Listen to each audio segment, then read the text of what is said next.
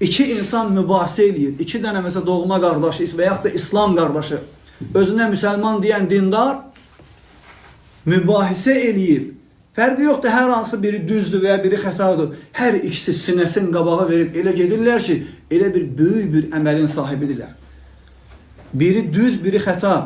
Əslində düz olan özünü sındırıb, Allah Resulü sallallahu aleyhi və səlləmin kim haqlı olaraq mübahisəni tərk eləsə, cənnətin kənarında ona ev veriləcək hədisinə əməl eləməlidir. Sən ola bilər doğru deyirsən, haqqı deyirsən, lakin sən üzr istəyə bilərsən, təkəbbürlüyü sındıra bilərsən, öz nəfsini, bəlkə təkəbbürlü də deyilsən, lakin nəfsini sındırıb, təvazükarlıq eləyib, sən əl atsan, sən salam versən, sən keçsən, Allah səni izzətləndirəcək. Necə alimlərdən birinə deyirlər ki, Əhnəf ibn Qeys məl insaniyə, insanlıq nə dedi ki,